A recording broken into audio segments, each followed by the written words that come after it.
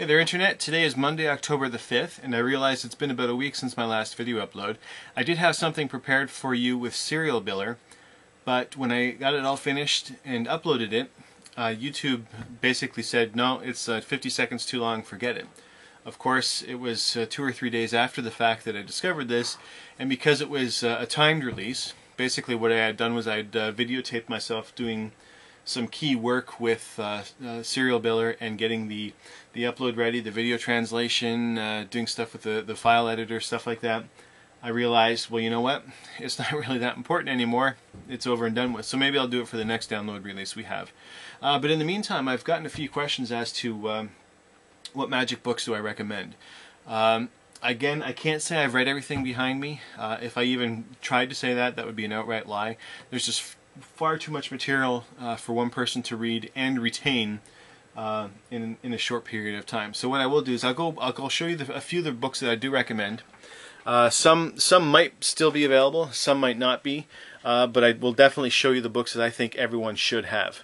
So give me 1 second. Okay, so there's the shelf. Let's take a walk over. Now, I think it's just being printed again, but Strong Magic.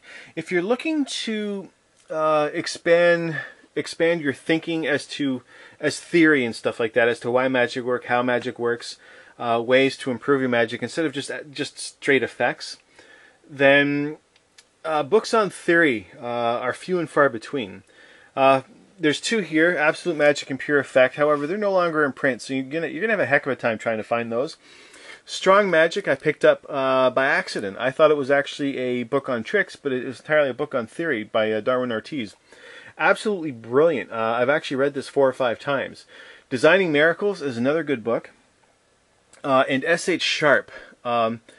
Absolutely brilliant. I love those two books. I've read them at least 3 or 4 times as well. The one book that isn't in here, it actually goes in this space right here, is Shattering Illusions by Jamie Ian Swiss. Now, I'm at odds sometimes with his thinking. Jamie Ian Swiss is one of those people who has very polarized opinions of something.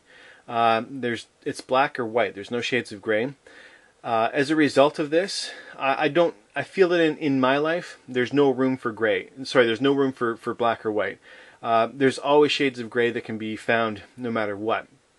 Now, I understand that Jamie Ian Swiss in his book reviews and opinions and stuff like that, he's being paid to give a very strong opinion that is, I guess, that would be highly regarded, and he's earned that right. He's paid his dues. He's allowed to say what he thinks.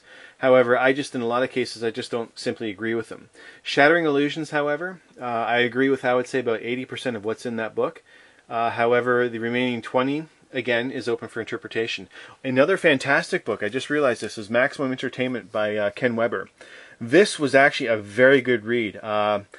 It was just extremely easy to read and was full of really good information. Not much has been applied to my own magical life. However, at the same time, it has made me aware of things that I could be doing better. The Fitzky trilogy here is, as I wouldn't call it the de facto standard, but this is what you would call your theory introduction. However, because the material, a lot of the stuff in these books is geared towards material that is dated or has been upgraded, so that much of it, I wouldn't say, sorry, not much of it, but some of it is no longer applicable today. It's still worth reading so that you're able to get an idea and a history of theory and how it has expanded and changed. This one here, The Secret Art of Magic, was a good book as well. I read it when it first came out. Whoops, let's just bring that back up here. I read it when it first came out, which was years ago. I haven't read it since, so much of what I've read in there I have forgotten, but I do recall liking it. These two books here, Restaurant Worker's Handbook and The Complete Guide to Restaurant and Walk-Around Magic. Restaurant magic to me is highly personal. What works for one man might not necessarily work for another man.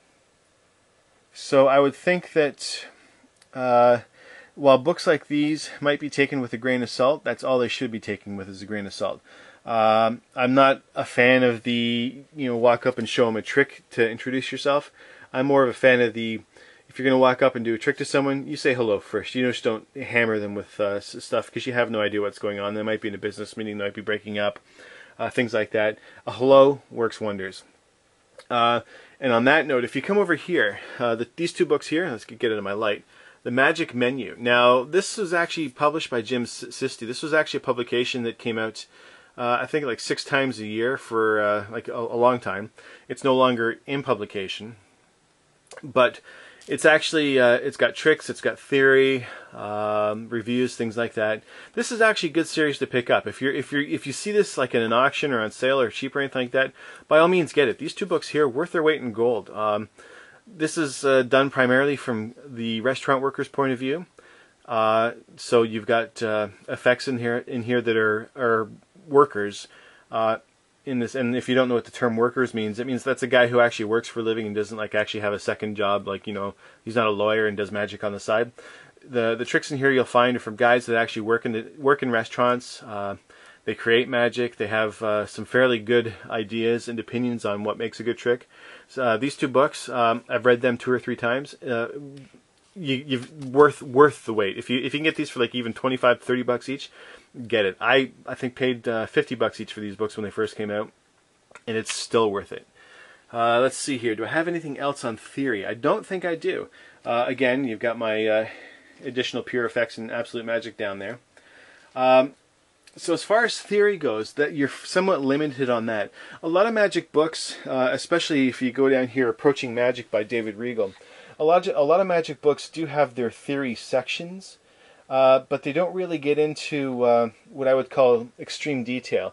They kind of hint and give you a taste, but they don't really actually feed and satisfy the hunger if you're really into this. I've always loved why tricks work, not how tricks work. I've just, for me, seeing how a trick works and how it fools someone, the psychology, the misdirection, that is more fascinating to me than the actual trick itself. So that's why like theory is interesting to me, because it touches on a lot of things as to, you know, presentation, psychology, things like that that most books on effects don't really touch upon. And I think that, so I think that's it. I don't think I have anything else on theory. But some of these books are still available. I know they've just reprinted the Fitzky trilogy. You might still be able to find The Secret Art of Magic and The Maximum Entertainment. You're going to end up paying a lot for the Darren Brown books. They're no longer in print. And the same with the restaurant books. I don't think they're in print anymore, but they should still be around, widely available. Let me just zoom out a little. Strong Magic, if I'm not mistaken, did get reprinted, as did Designing Miracles. Sorry, Designing Miracles is new. I apologize for that. And there is 1 or 2 other books around here somewhere. The Ascanio trilogy. I hope I'm pronouncing that right. I used to say for the longest time Asciano, but it's actually Ascanio. That's actually a fairly good series if you wanted to get into some heavyweight thinking. That trilogy would actually be something worth looking into. The first one is a lot of thought-provoking stuff that it's going to make you think. The second and third one, much of the same, but now they're starting to introduce lights and effects and stuff like that. Well worth the price you're going to pay for those books. They originally were printed in Spanish, and it took a while for them to get translated into English. So if you're going to even if you're interested in his material, by all means get all 3. And then the last one is his Knives and Color Blindness book. Ascanio is relatively well known for his magic with knives. Now, I'm not butcher knives, but like color changing knives, things like that. So it's well worth the time and effort that you're going to spend reading these. So on that note, I think we're done. Like I said, all those books on my shelves, most of them are related to tricks themselves, not theory. But for the ones that are related to the theory, they're all really, really well-written books, and you really should explore at least 1 or 2 of those. So on that note, I will let you go, and I'll talk to you later. Bye.